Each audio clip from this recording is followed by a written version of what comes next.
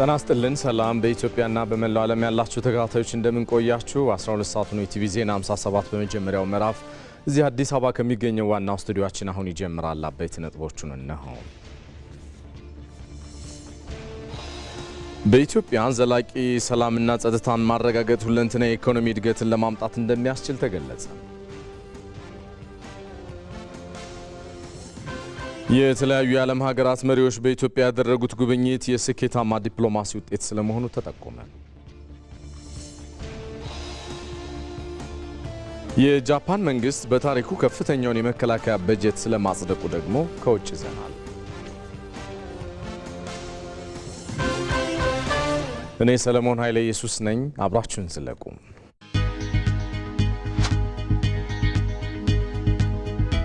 ከማለዳ ጀንበር ጋር አብሮ የሚፈነጥቅ የዛሬዋ የኢትዮጵያ ታሪክ ከያንዳንዱ ጅረት፣ ከያንዳንዱ ማሳ፣ ከያንዳንዱ ዜጋ፣ ከያንዳንዱ ተቋም፣ ከያንዳንዱ ቅርስ፣ ከያንዳንዱ ፕሮጀክት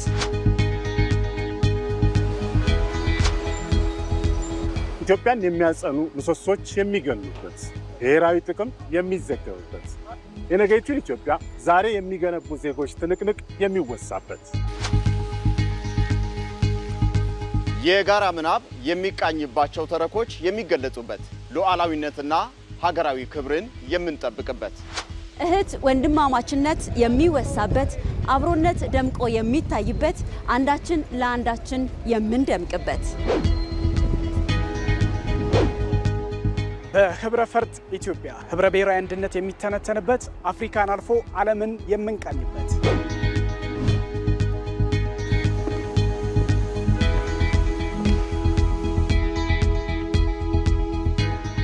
ከታሪክ በጎን ቆጥሮ ህልሞች የሚፈቱበት ቁርጠኝነት ላዕላይ መዋቅሩን ቀርጾ የዜጎችን ድምጽ ሰምቶ ፈጥሮና ፈጥኖ ነገ ዛሬ የሚታነጽባቸው ገድሎች የሚነገሩበት ከአራቱም የኢትዮጵያ ማዕዘናት የሚፈልቅ ዘገባ እውነትና ተስፋን ጨምቆ ትብብርና ትጋትን ታጥቆ የኢትዮጵያን የከፍታ ጉዞ የሚያበስር አዲስ ድምጽ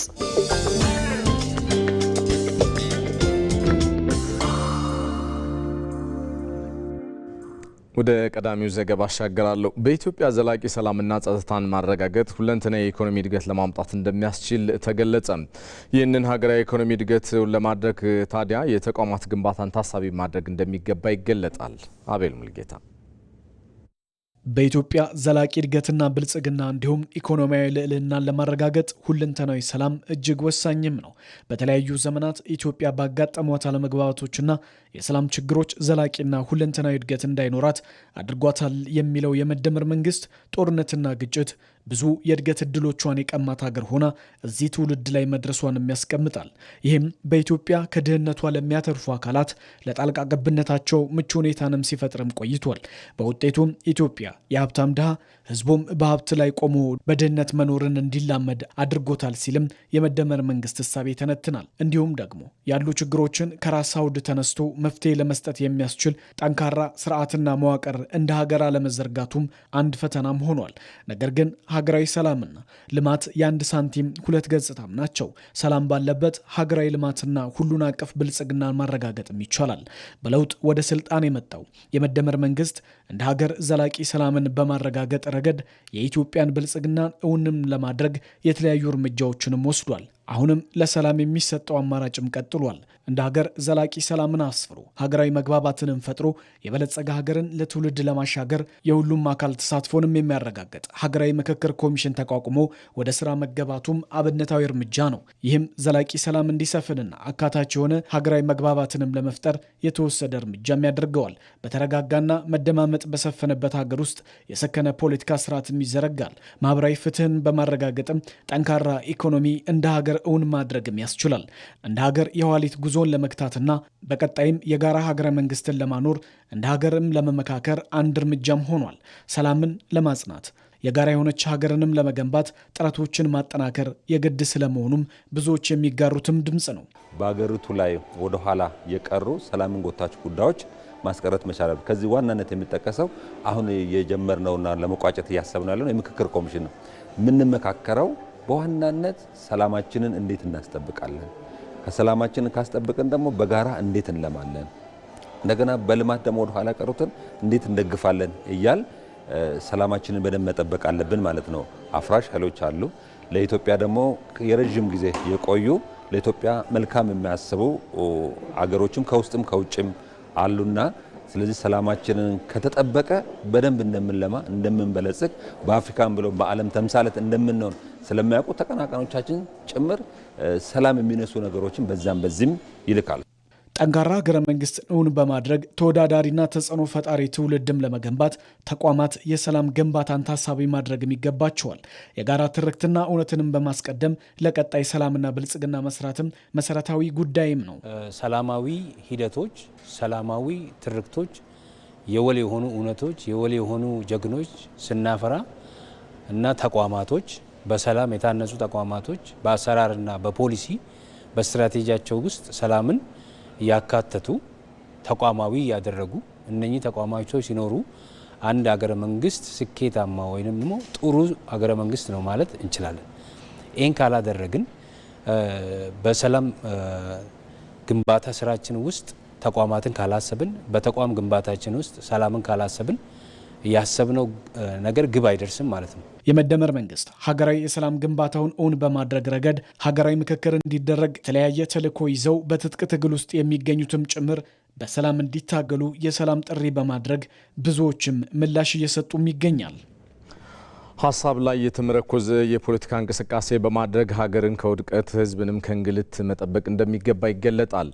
የሰላም ግንባታ ከሀገረ መንግስት ግንባታ ተነጥሎ የሚታይ ባለመሆኑ በፖለቲካዊ እንቅስቃሴ ውስጥ እንደዚሁም ሁሉም ዜጋ ለሰላም ቅድሚያ ሰጥቶ ሊሰራ እንደሚገባም ተገልጿል። ዘጋቢያችን ዮሐንስ ፈንታሁን ተከታዩን ይዟል። በኢትዮጵያ ሀገረ መንግስት ግንባታ ውስጥ በበጎም በመጥፎም የሚነሱ የታሪክ ገጾች ቢኖሩም አንድ መንግስት አልፎ ሌላ መንግስት የሚተካበት ልማድ በየጊዜው ሀገርን ወደ ኋላ የሚጎትት ሆኖ ተመዝግቦ የረጅምና ያልተጠናቀቀ የሀገረ መንግስት ግንባታ እንዲኖር አድርጓል። ይህ አካሄድ ኢትዮጵያ በተለያዩ ርዕዮተ ዓለማዊ እሳቢዎች እንድትዳክር አድርጓት ቆይቷል። ይህ ሁኔታም የመደመር መንግስት በለውጥ ሀገርን እስከተረከበበት ድረስ የዘለቀ ነው። በሀገረ መንግስት ግንባታ ውስጥ ሰላም አይተኬ ድርሻ ያለውና የነገሮች ሁሉ መሰረት እንዲሁም የሀገራዊ እቅዶች ሁሉ መቅድም ሊሆን ይገባዋል። ሰላማዊ እንቅስቃሴ እንኳንስ ሀገርን መምራት ዓላማው ላደረገ የፖለቲካ ርዕይ ይቅርና ወልዶ ለመሳም፣ ዘርቶ ለማጨድ፣ ነግዶ ለማትረፍ እንዲሁም ተምሮ ነገን የተሻለ ለማድረግ ሚናው የጎላ ነው። የትናንት የእኛና የነሱ የወዳጅና የጠላት የመሪና የአጋር እሳቢዎች አብሮነትን አቀጭጨው መለያየትን አጎልብተው ታሪክ የአንድነት ማሰሪያ ገመድ መሆን ሲገባው በተዛቡ አፈታቶች የልዩነቶች መንስኤ በመሆኑ ከውይይት ይልቅ ትጥቅ የፖለቲካ ትግል ስልት ሆኖ መቀጠሉ ዋጋ አስከፍሏል። አብሮነትን የማያበረታቱ የነጠላ ትርክቶች፣ አንዳንድ ጊዜ ደግሞ የሚጋጩ የታሪክ ታፈታቶች ውጤቶች እንደሆኑ ማየት እንችላለን። ከዚህ በፊት የነበረው የፖለቲካ ባህል መንግስትን አሸንፎ መንግስት የመሆኛ መንገዱ መሳሪያ ነበረ። ያ ድሮ በዘመኑ የነበረ ነገር ነው። እሱ ኢትዮጵያ አሁን ላለችበት ደረጃ መድረስ እንዳትችል ያደረጋት ውጤቱ ቀጣይነት ማለት ከፍተኛ የሆኑ የልማትና የማደግ ጥያቄዎችን ውስጥ እንድንሆን አደረገ እንጂ ምንም በረከት አልነበረው። ሀሳብ ላይ መሰረት ያደረገ የፖለቲካ እንቅስቃሴ በሀገረ መንግስት ግንባታ ውስጥ ጉልህ ድርሻ ያለው ሲሆን ለሰላም ግንባታ መረጋገጥና ዘላቂነትም ዋስትና ከሚሰጡ ጉዳዮች ውስጥ አንዱ ነው። በምሳሌ የታገዘ ትግል ትርፉ የወገን ጉስቁልና የሀገርን እድገት ወደ ኋላ መጎተትና የትውልዱን መጻኢ ጊዜ ማጨለም ነው። በመሆኑም ማንኛውም የፖለቲካ ፍላጎት ያለው አካል በሀሳብ የበላይነት የተመሰረተ ልምምድን ማድረግ ለጠንካራ ሀገረ መንግስት ግንባታ ወሳኝ ነው። ኢትዮጵያ ውስጥ የነበረው የጠመንጃ አመለካከት ኢትዮጵያን ወደ ኋላ ያስቀራት ነው፣ በድህነት ውስጥ ያቆያት ነው።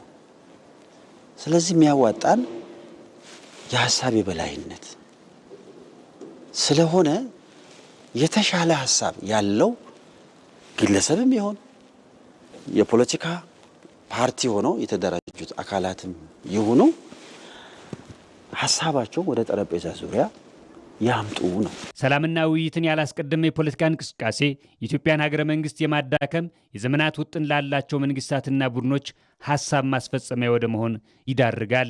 በኢትዮጵያ አዲስ የፖለቲካ ልምምድን ለመፍጠር ከራስ መጀመር በእኔ ይብቃ ማለት ጊዜ የሚሰጠው ጉዳይ አይደለም።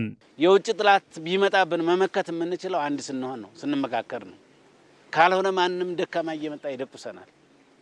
እንድንደቆስ አታድርጉ፣ እንድንዋረድ አታድርጉ፣ ልማታችን ወደኋላ እንዲቀር አታድርጉ። ለምክክርና ለውይይት በር ስጡ። ኑ እንመካከርና ሀገራችንን አለ።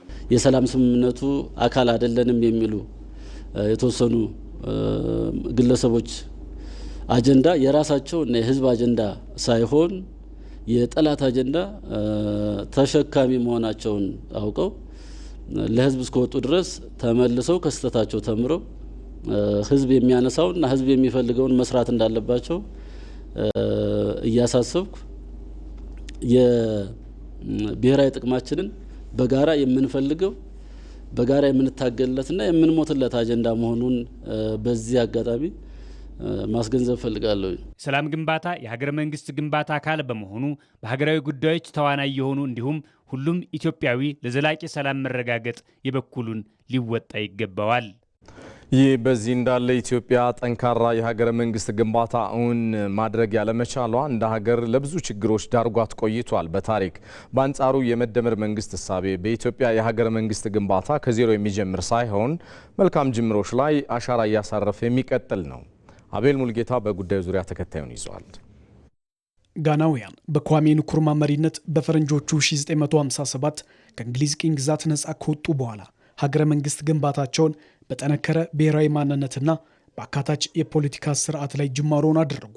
በዚህም ሀገራቸውን በአፍሪካ ውስጥ የተረጋጋ አካታችነት ያለውና በዲሞክራሲ ላይ የተመሰረተ ስርዓትንም እውን በማድረግ ዛሬ ላይ ለሌሎች ምሳሌ መሆን እየቻሉ ነው። በቅኝ ግዛት ዘመን የላላውን የወል ትርክታቸውን በማጠናከር ሀገራዊ አንድነታቸውንም አሰናስለው ባህላዊ እሴቶቻቸውንም ጠብቀው ቀጥለዋል። በዚህም አንድ ጠንካራ ሀገራዊ ማንነት ይዘው ዲሞክራሲያዊ የስልጣን ክፍፍልንም እውን አድርገዋል። ከነጻነት በኋላ የጀመረው የጋናውያን ሀገረ መንግስት ግንባታ እንደ አውሮፓውያን አቆጣጠር ከ1992 ጀምሮ የዲሞክራሲ ተቋማት ግንባታ ላይ ደግሞ ሰፊ ስራንም ሰርቶበታል። ይህም ጠንካራ ህገ መንግስታዊ ስርዓት፣ ነጻ የምርጫ ኮሚሽንና ሰላማዊ የስልጣን ሽግግር፣ ገለልተኛ የመገናኛ ብዙሃን እንዲሁም ጠንካራ የፍትህና የጸጥታ ተቋማትንም መስራትም ችሏል። ለዚህም ነው በአፍሪካ የተሻለ ሀገረ መንግስት ግንባታ ካላቸው ሀገራት መካከል ጋናውያን አንዱ መሆንም የቻሉት። ሌላዋ በደቡብ ምስራቅ ኤዥያ ውስጥ የምትገኘው ሲንጋፖር በአጠረ ጊዜ ውስጥ ጠንካራና በተምሳሌትነት የሚነሳ ሀገረ መንግስትን እውን ማድረግም የቻለች ሀገር ናት። ሲንጋፖራውያን ሀገረ መንግስት ግንባታቸው በዓለም ላይ እጅግ ስኬታማ በመሆኑም የሚጠቀስ ነው። ትንሽ የቆዳ ስፋት ያላት በብሪቲሽ ኤምፓየርም ለ146 ዓመታት በቅኝ ግዛት የተገዛችው ሀገር ከነጻነት ማግስት ደግሞ ድህነት የወረሳት ደሴት የነበረች የብሔር ማንነት ፈተና በበኋላ ላይ ቆረቆር የሆነባት ሀገር በጠንካራ መሪዎቿ ከድህነቷም ተላቃ ወደ ዘመናዊና ተረጋጋ ሀገር መምጣቷ ለብዙዎችም ምሳሌ አድርጓታል። በጠንካራ ፖሊሲና የተቋማት ግንባታ ከፍተኛ የቴክኖሎጂ ልህቀት ላይ የተመሰረተ ሀገረ መንግስትን ማሳካት የቻለች ሀገር እንድትሆንም አድርጓታል። በዚህ መልኩ በአካታችና በወል ትርክት ላይ ጠንካራ ሀገረ መንግስት የገነባ ትውልድ ብሔራዊ ጥቅሙንና ሀገራዊ አንድነቱን በማስከበር የዜጎችን ኢኮኖሚያዊና ፖለቲካዊ ተጠቃሚነትን እውንም ያደርጋል። ነገር ግን ባልተጠናቀቀ ሀገረ መንግስት ብሔራዊ ጥቅምና የግዛት አንድነት ብሎም የዜጎች ደህንነት ፈተና ላይ መውደቁም አይቀሬ ነው። ጠንካራ የሆኑ የዲሞክራሲ የጸጥታና የሲቪል ተቋማት እንዲኖሩም ያደርጋል። በኢትዮጵያም የብዙ ዘመናት የመንግስትነት ታሪክ ቢኖርም ጠንካራ ሀገረ መንግስትን እውን ማድረግም አልተቻለም። ይህም እንደ ሀገር በትውልዱ ውስጥ ብዙ ኪሳራንም አድርሷል። ባልተጠናቀቀ ሀገረ መንግስት ውስጥ ዜጎች በነጠላ ትርክት በመለያየት ለጠላት በር መከፈቱ አይቀርም። ኢትዮጵያ እንድትዳከም ለሚፈልጉ ኃይሎች ሰፊ እድል እንዲፈጠር ያደርጋል። ለምሳሌ ቀይ ባህርን ያጣነው ሀገረ መንግስት ግንባታችን ባለመጠናቀቁ ነው። እርስ በርስ ያለ መጠራጠርና የተረጋጋ ፖለቲካና ኢኮኖሚ ያለመኖር ሀገራዊ ሀብቶችንም በአግባቡ አለመጠቀም ለዚህ ዳርጎናል። የኢትዮጵያንና የትውልዱን መጻኢ ዕድል የሚወስን ጠንካራ ሀገረ መንግስትንም እውን ማድረግ ለነገ የማያድርም የቤት ስራ ነው። ለዚህም ነው የመደመር መንግስት ሀገረ መንግስት ግንባታው በህብረ ብሔራዊ አንድነት ላይ የተመሰረተ ብሔራዊ ትርክት ላይንም መነሻው ያደረገ አካታችም የሆነ ሀገርን እንስራ የሚለው። ይህም ሲሆን ደግሞ አፍርሶ ከዜሮ መጀመር ሳይሆን ባሉ መልካም ውጥኖች ላይ ተደማሪ እሴቶችን በማከል በቀበብሎሽ የሚሳካ ጠንካራ ሀገረ መንግስት ግንባታ እውን ማድረግም የሚቻለው። መደመር አፍርሶ የመጀመር የፖለቲካ ባህል ለኢትዮጵያ አይጠቅምም፣ መቆም አለበት ብሎ ያምናል። ስለዚህም ማስተካከል፣ ያለፉ ስህተቶች የሚያርም የሚያርቅ፣ ማስፋት፣ የቀደሙ ድሎች ጠብቆ የሚያሰፋ፣ ማበርከት፣ ለዛሬና መጪው ትውልድ ጥቅምና ፍላጎት የሚሰራ ሐሳብና ተቋም፣ ሀብት፣ ወረት ማንበር ማቆየት ያስፈልጋል። አሁንም የኢትዮጵያን አንድነትና ዘላቂ ጥቅምን የሚያረጋግጡ ተቋማትና ኢኮኖሚያዊ እድገትንን የሚያረጋግጡ የለውጥ ጅማሮች በመደመር መንግስት ተግባራዊ እየሆኑም ይገኛል። ሆኖም አካታችና ጠንካራ ሀገረ መንግስትን በአንድ ጀንበር የሚሳካ ባለመሆኑም ትውልዱም ወደፊትም አሻራውን እያሳረፈ የሚሄድበት አግባብንም የሚሻ ነው። ለዚህም ሰላም ትልቅ ሚና ያለው በመሆኑ ችግሮችን በምክክር በመፍታት ያሉ ድሎችን መጠቀም ከዜጎችም እጅጉንም ይጠበቃል።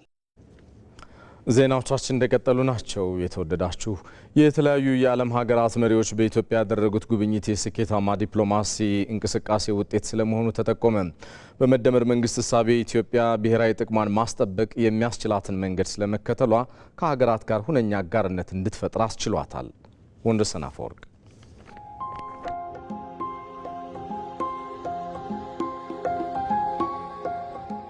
ለመሆኑ ባለፉት 6 ወራት ኢትዮጵያን የጎበኙት የሀገራት መሪዎች ምን ያህል ናቸው?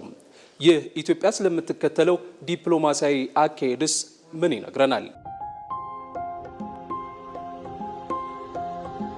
ኢትዮጵያ በውጭ ግንኙነት እንቅስቃሴዋ ከየትኛውም ወገን ሳትወገን ብሔራዊ ጥቅሟን ማስጠበቅ የሚያስችላትን መንገድ እየተከተለች ነው።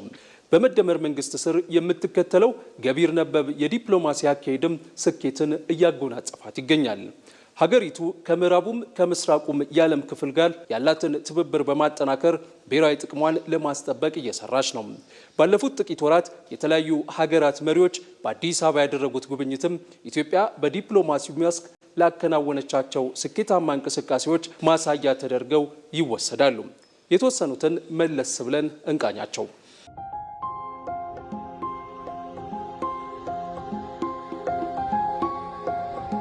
የመደመር መንግስት ኢትዮጵያ ከአውሮፓ ሀገራት ጋር ያላትን ግንኙነት ማጠናከርን ታሳቢ ያደረጉ ስራዎችን ባለፉት ዓመታት አከናውኗል።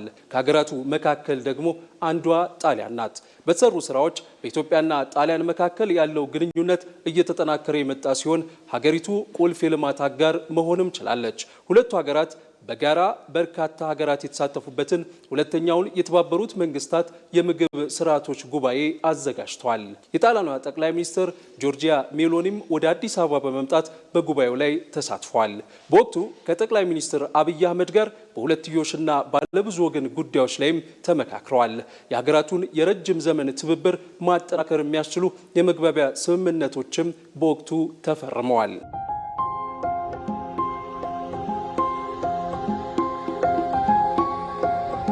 በሌላ በኩል ደግሞ ኢትዮጵያ ከህንድ ጋር ያላትን ግንኙነት ወደ ስትራቴጂያዊ አጋርነት አሳድገዋለች። ይህም የህንዱ ጠቅላይ ሚኒስትር ናሬንድራ ሞዲ አዲስ አበባ በተገኙበት ወቅት ይፋ የሆነ ነው። ሞዲ በፓርላማ ተገኝተውም በሁለቱ ምክር ቤቶች የጋራ ስብሰባ ላይ የሁለቱን ሀገራት ወዳጅነት የሚያሳይ ንግግር አድርገዋል። ጤና ይስጥልን፣ ሰላም። ሀገራቱ ግንኙነታቸውን ወደ ስትራቴጂያዊ አጋርነት ማሳደጋቸው ግንኙነታቸውን የበለጠ ያጸነዋል ተብሏል። በኢኮኖሚ፣ በንግድ፣ ኢንቨስትመንትን ጨምሮ በቴክኖሎጂና ማዕድን እንዲሁም በሌሎች ዘርፎች ያላቸውን ትብብር ያጠናክራል። ናሬንድራ ሞዲ በኢትዮጵያ ቆይታቸው ከኢትዮጵያም ከአፍሪካም ጋር ግንኙነታቸውን አጠናክረው ነው የተመለሱት። አፍሪካን ዩኒየን का मुख्यालय ኢትዮጵያ ሆና የአፍሪካ ህብረት ዋና መስሪያ ቤት በኢትዮጵያ መገኘቱ ኢትዮጵያን የአፍሪካ ዲፕሎማሲ ማዕከል እንድትሆን አድርጓታል። ኢትዮጵያ ከሌላኛዋ የእስያ ሀገር ማሌዥያ ጋርም ያላትን ግንኙነት አጠናክራለች። የማሌዥያው ጠቅላይ ሚኒስትር ዳቶ ሰሪ አንዋር ቢን ኢብራሂም ለ3 ቀናት ይፋዊ ጉብኝት ኢትዮጵያ መገኘታቸው ይታወሳል። ይህ ጉብኝት የሁለቱ ሀገራት ግንኙነት የአፍሪካና ማሌዥያ ውጤታማ ትብብር ማሳያ ስለመሆኑም የተገለጸበት ነው።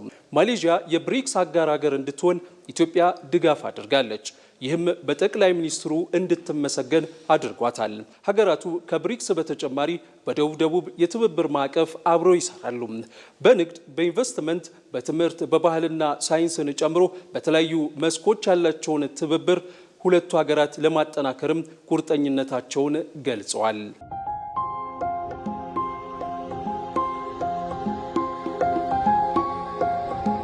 ሌላኛው የሲንጋፖሩ ጠቅላይ ሚኒስትር ላውረንስ ወንግ የኢትዮጵያ ጉብኝት ነው። ይህ የሲንጋፖሩ ጠቅላይ ሚኒስትር የአዲስ አበባ ጉብኝት በሁለቱ ሀገራት መካከል እያደገ ለመጣው የሁለትዮሽ ግንኙነት ማሳያ ተደርጎ ይወሰዳል። This is my first bilateral visit to a country in Africa. ጠቅላይ ሚኒስትር ኮንኮዲ አፍሪካ ውስጥ ወዳለች ሀገር ስመጣ ኢትዮጵያ የመጀመሪያዬ ነው። እዚህ በመገኘታችን ደስተኞች ነን። ሁለቱ ሀገራት በተለያዩ መስኮች ትብብራቸውን ለማጠናከር የተወያዩ ሲሆን የክህሎት ልማትና የካርበን ብድር የመግባቢያ ስምምነቶችንም ተፈራርመዋል። ጠቅላይ ሚኒስትር ላውረንስ ወንግም ሲንጋፖር በምስራቅ አፍሪካ የመጀመሪያ በአፍሪካ ደግሞ ሶስተኛ ኤምባሲዋን በአዲስ አበባ ለመክፈት መወሰኗን ያስታወቁትም በዚህ ጉብኝታቸው ወቅት ነው። ከወራት በፊት የባርባዶስ ጠቅላይ ሚኒስትር የሆኑት ሚያ ሞትሊ ወደ አዲስ አበባ መምጣታቸውም የሁለት ሀገራትን ግንኙነት ከማሳደግ የተሻገረ ሚናን ኢትዮጵያ መጫወት እንደምትችል ያሳየ ነው። ሁለተኛው የአፍሪካ ካሪቢያን ኮሚኒቲ ጉባኤን ያስተናገደችው ኢትዮጵያ በቦታ የተራራቁ ግን በታሪክና ማንነት የተዋሃዱ የአፍሪካና የካሪቢያን ሀገራት ህዝቦችን ለማሳሰር ትልቅ ሚና እንደምትጫወትም ያሳየ ነው። ባለፉት ወራት የሀገራት መሪዎችና የተለያዩ ዓለም አቀፍ ተቋማት ኃላፊዎች አዲስ አበባ መገኘታቸው ኢትዮጵያ ከሌሎች ሀገራት ጋር ያላትን ግንኙነት ከጊዜ ወደ ጊዜ እያሳደገች መምጣቷን በቀጠናው ብሎም በአህጉሪቱ ኢትዮጵያ ወሳኝ አጋር መሆኗንም ያሳየ ነው። የትግራይ ክልል በሀገራዊ ምክክሩ ተሳታፊ እንዲሆን የተለያዩ ስራዎች እየተከናወኑ ስለመሆኑ የሀገራዊ ምክክር ኮሚሽን አስታውቋል። የሀገራዊ ምክክሩ የእስካሁኑ ሂደትም ብሔራዊ ጥቅሞችን በሚያስከብር መልኩ እየተከናወነ ስለመሆኑ ተገልጿል። ተስፋዬ ጫኔ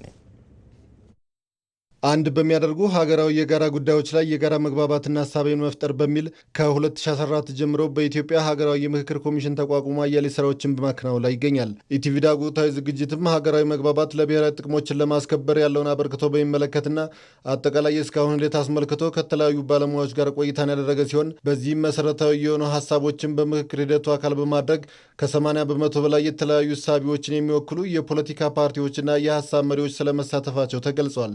ይሄ የምክክር ሂደት ሁሉን አካታችና አሳታፊ መሆን እንዳለበት በማቋቋሚያ አዋጁ ላይም ተገልጿል። እነዚህም ደግሞ በዋናነት የተለያዩ የህብረተሰብ ክፍሎች፣ የሀሳብ መሪዎችና የፖለቲካ መሪዎች እንዳሉ የተለያዩ የህብረተሰብ ክፍሎችን ከወረዳ ጀምሮ ምናልባት በሀገራችን ታሪክ ታይቶ በማይታወቅ ሁኔታ ህብረተሰቡ የራሱን ድምጽ እንዲያሰማ የተደረገበትን ሁኔታ መፍጠር ያቻለ ሁሉም በሂደቱ ለመሳተፍ ፍላጎት ያላቸው ወይም አንሳተፍም እስካላሉ ድረስ ሁሉንም የፖለቲካ ፓርቲዎችን ያሳተፈ አሁን ባለን መረጃ ከ80 በመቶ በላይ በኢትዮጵያ ውስጥ ከሚንቀሳቀሱ ፖለቲካ ፓርቲዎች መካከል እንዲሳተፉ ማድረግ የተቻለበት የሀሳብ መሪዎች ወይም ደግሞ ምሁራኖቻችንም እንደዚሁ በስፋት እንዲሳተፉ ለማድረግ የተቻለበት በሀገራችን የሚታዩ ያሉ በክልልም በፌዴራል ደረጃም ያሉ በጣም በርካታ ተቋማትና ማህበራት የሃይማኖት ተቋማትን ጨምሮ ሲቪክ ማህበራትን ጨምሮ የተሳተፉበት እንደዚሁም ደግሞ መንግስትም በህግ አውጪው ህግ አስፈጻሚውና ህግ ተርጓሚው በኩል የተሳተፈበት ነው። በአፍሪካና በሌሎች ዓለማት የሚገኙና በችግር ውስጥ የነበሩ ሀገራትም በምክክር ሂደት በማለፋቸው እንደ ሀገር የመቀጠል ህልውናቸውን ማረጋገጥ ስለመቻላቸው በውይይት መድረኩ ላይ ተዳስሷል። ሀገራዊ ምክክር ከተጠቀሙ ሀገሮች አንዷ ደቡብ አፍሪካ ናት። በምክክር ከተጠቀሙ ሀገራቸው እንዳትፈርስ፣ ሀገራቸው እንዳትወድም ሚና ከተጫወቱ ሀገሮች መካከል ናት።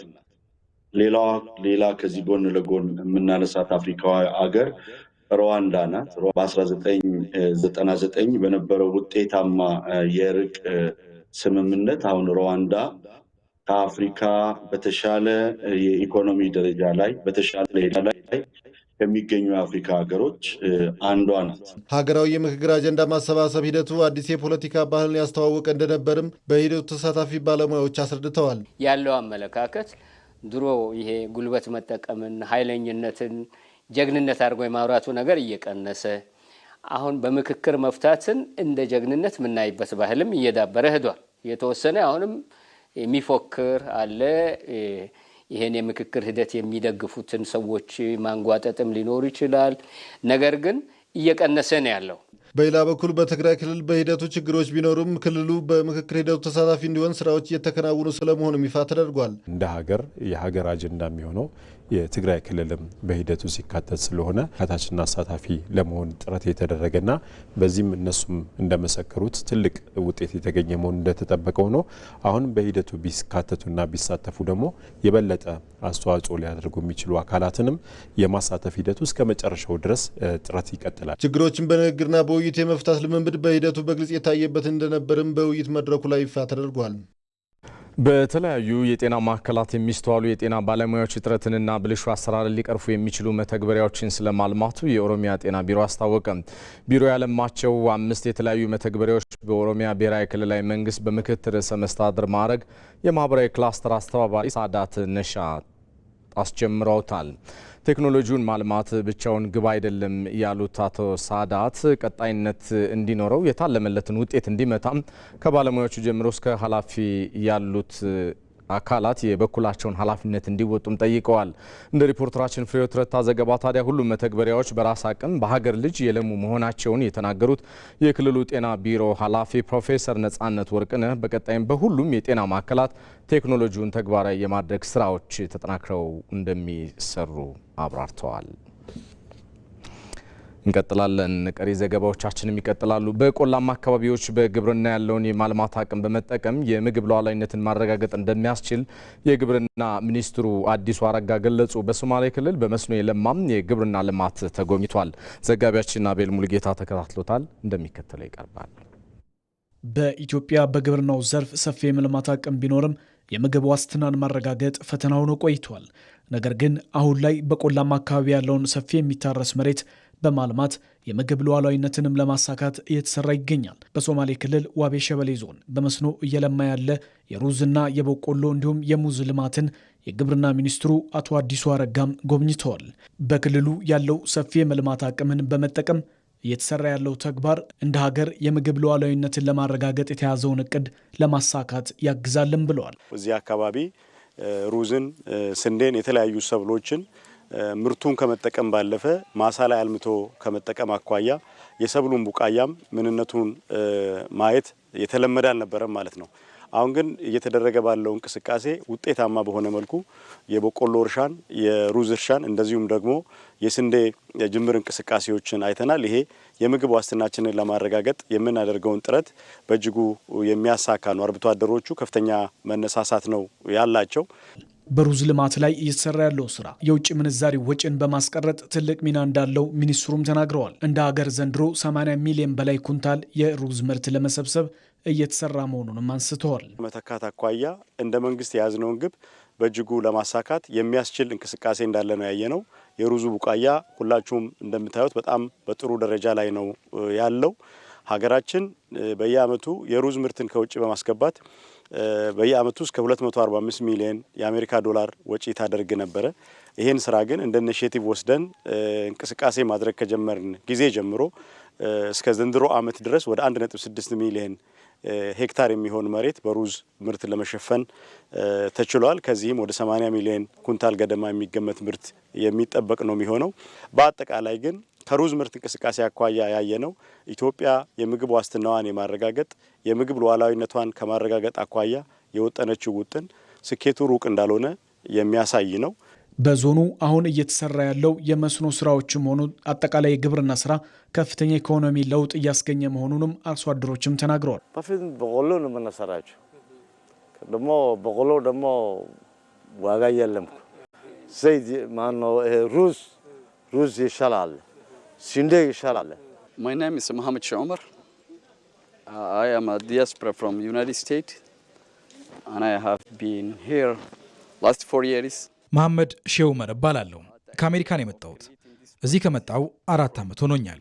እዚህ ለመድረስ ብዙ ተጉዘናል። ስንዴና ሩዝም አምርተናል። አሁን ደግሞ ሙዝ ተክለን ምርት እየሰበሰብን ነው። አዲስ የሙዝ ዝርያ ነው።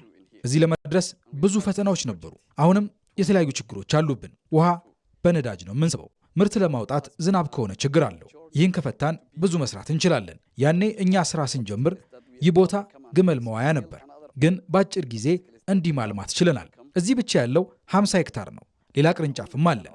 በአጠቃላይ በስፋት እየሰራን ነው።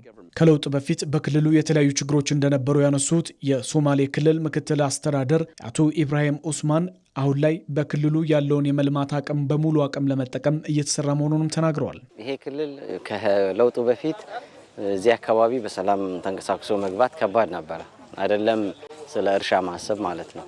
ሰው ሰላም በመኖሩ በየአካባቢው የተለያዩ እንቅስቃሴዎች በማድረግ ዛሬ በሁሉም ዘርፍ ማለት ይቻላል ክልሉ ከነበረበት በተሻለ መልኩ ለውጥ እያደረገ ነው ያለው። ከሚታረሰው መሬት ሲታይ የዚህ አካባቢ አጠቃላይ አሁን የግብርና እንቅስቃሴ ከ20% በታች ነው።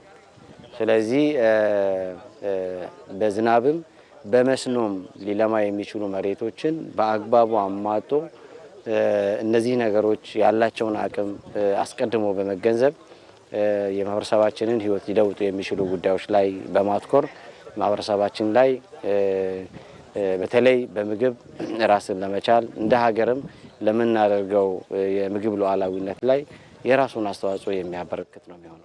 በክልሉ ካለው የመልማት አቅም አንጻር ሰፊ ጥቅምም ለማግኘት ዘመናዊ እርሻ መሳሪያ በሰፊው እንደሚያስፈልግም የተነሳ ሲሆን ችግሩንም ለመቅረፍ ከፌዴራል መንግስት ጋር በጋራ እየተሰራ መሆኑም ተገልጿል። ብሔራዊ ጥቅምን ለማስከበር የመገናኛ ብዙሃን ሚና ከፍተኛ መሆኑን የመንግስት ኮሚዩኒኬሽን አገልግሎት ሚኒስትር ዴኤታው ከበደ ደሲሳ ገለጹ።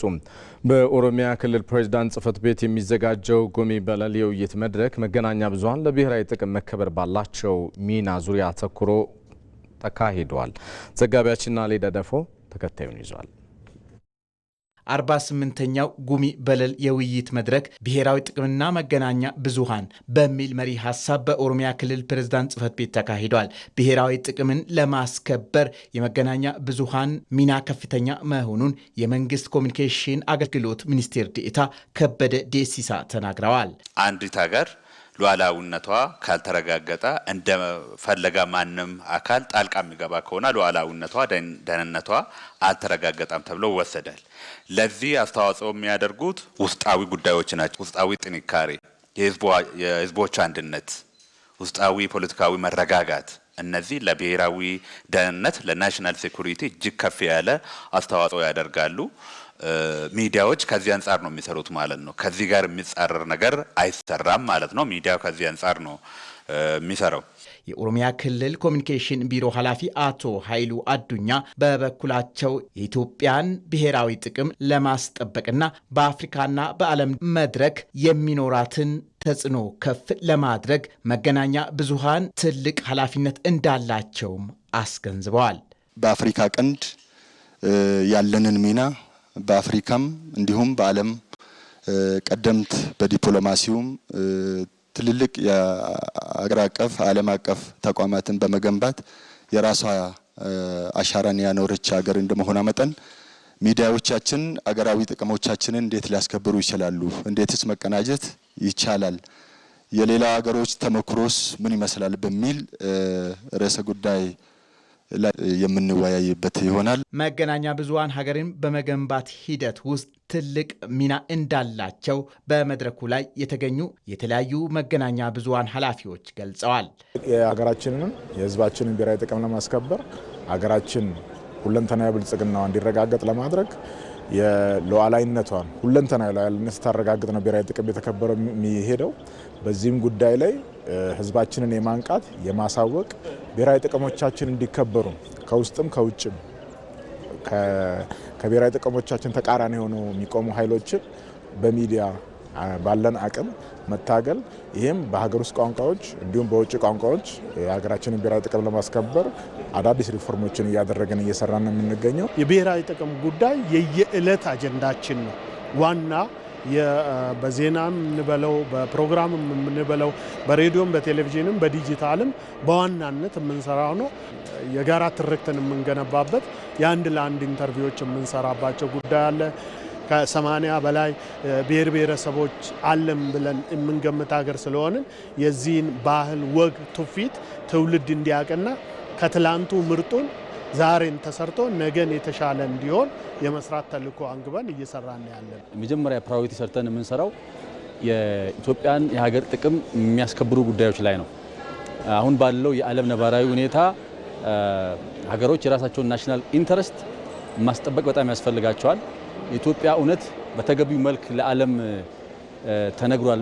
በዚህ ረገድ በቂ ሚዲያ ስራ ተሰርቷል ብለን ስለማናስብ ሬጉላርሊ እዚህ ላይ እየሰራን ነው። የሀገር ውስጥ መገናኛ ብዙሃን እንደ ህዳሴ ግድብና የባህር በር ያሉ የኢትዮጵያ ብሔራዊ ጥቅሞችን እንዲከበሩ የሚሰሯቸው ዘገባዎችን ማጠናከር እንዳለባቸውም ተገልጿል። በዚህና ተያያዥ ጉዳዮች ላይ ያተኮሩ ጽሁፎችም ቀርበው ውይይት ተካሂደዋል።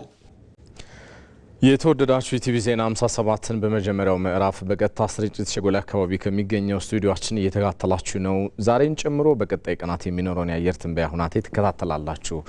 በጥቂት ደቂቃዎቻችሁ ውስጥ ባልደረባ ኃይሉ ነገሰ እዚህ ስቱዲዮ ይገኛል። ኃይሌ እንደምን አመሸ? እንዴት አመሸ ሰለሞን? አምላክ ይመስገን። መቀጠል ትችላለህ። አመሰግናለሁ ሰለሞን። በዛሬው ዕለት በደቡብ በመካከለኛው በምዕራብና በደቡብ ምዕራብ የሀገራችን አካባቢዎች የዳመና ሽፋን ነበራቸው።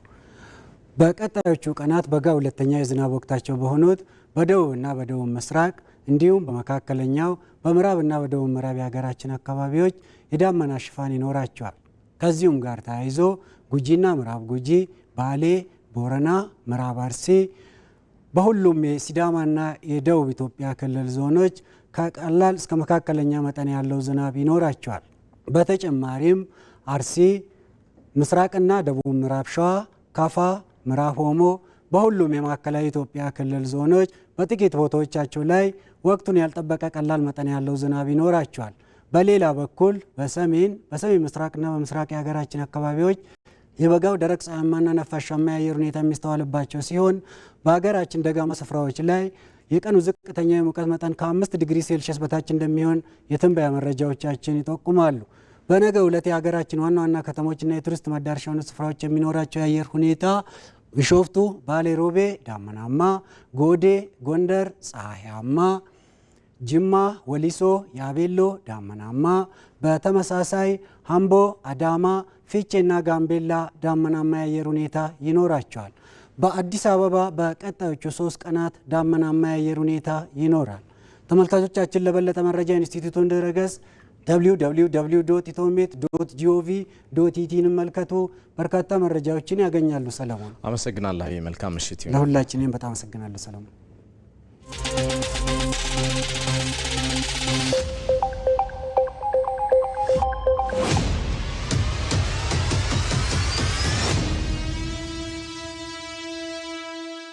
ከአሁን በኋላ እኛ ሱፐር ፓወር ሀገር እኛን በከፍተኛ ችግር ውስጥ የምትከተን ሀገር ኢትዮጵያ ነች የሚል ነበር። የኢትዮጵያ እውነታዎች በባህር በር ጥያቄ ላይ ምንድን ናቸው? መከላከያ ስለነበርክ ድርድሩን ታውቃለህ ማለት አላውቅም። ድርድሩን ብቻ ሳይሆን የኢትዮ ኤርትራ ጦርነትም ለምን እንደተጀመረ ብዙ አላውቅም። የእናት ሆድ ዥንጉርጉር ነው እንዲሉ በትጥቅ ትግል የሚገኝ መንግስት የለም። አንድ ላይ ሰርታችኋል። ትግራይን ጭምር ከኤርትራ ሲከላከሉ የነበሩትን ሲዋጉና ሲገሉ ነገር የተበላሸው እዛ ነው። ምንድን ነው የተፈጠረባቸው ክፍተት? የት ላይ ነው የተላለፉት? የለውጡ ምንጭ ጠመንጃ ሳይሆን ሀሳብ ነው። ዲሞክራሲ መልሶ ይበላሃል። ሞቼ ቢሆንም ማንንም አላማርረው።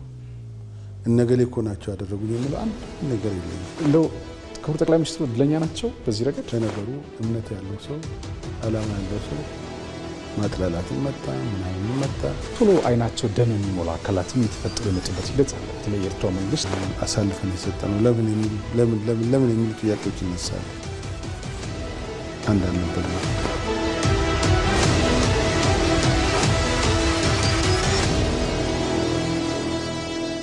ይህ ዜና በቀጥታ እየተላለፈላችሁ የሚገኘው ሸጎሌ አካባቢ ካለው የኢቢሲ ዋናው ስቱዲዮአችን ነው። ከውጭ የመረጥነውን ጉዳይ እናገራችሁ። የጃፓን መንግስት በታሪኩ ከፍተኛውን የመከላከያ በጀት አጸደቀ። በጀቱ 58 ቢሊዮን ዶላር ሲሆን ከጎረቤት ሀገራት እየታየ ያለውን ወታደራዊ ጫና መቋቋም የሚያስችል እንደሆነም ተመላክቷል። በጀቱን ወደ ስራ ለማስገባት ታዲያ በሀገሪቱ ምክር ቤት መጽደቅ የሚጠበቅበት ቢሆንም የተለየ ውሳኔ እንደማይኖር ግን ከወዲሁ እየተነገረ ነው። ሰሞኑን የጃፓን ጠቅላይ ሚኒስትር ቻይና ታይዋንን የምታጠቃ ከሆነ ጃፓን ወደ ጦርነት ትገባለች ማለታቸው ሀገሪቱ ራስን ብቻ መከላከል ከሚለው ስትራቴጂ ከፍ ወዳለ አቅጣጫ እየተጓዘች ስለመሆኑ የዘርፉ ተንታኞች ይገልጻሉ። ጃፓን በዚህ ወታደራዊ በጀት ታዲያ ሚሳኤሎች፣ ሰው አልባ አውሮፕላኖችንና የባህር ኃይል መሳሪያዎችን መታጠቅ እንዳለባት አልጀዚራ ዘግቧል። ይህ ከፍተኛ በጀት ጃፓን ከጠቅላላ ሀገራዊ ምርቷ 2% የሚሆነውን ለወታደራዊ ማጠናከሪያ ለማዋል መቃረቧን የሚያሳይ ስለመሆኑ በዘገባው ተመላክቷል።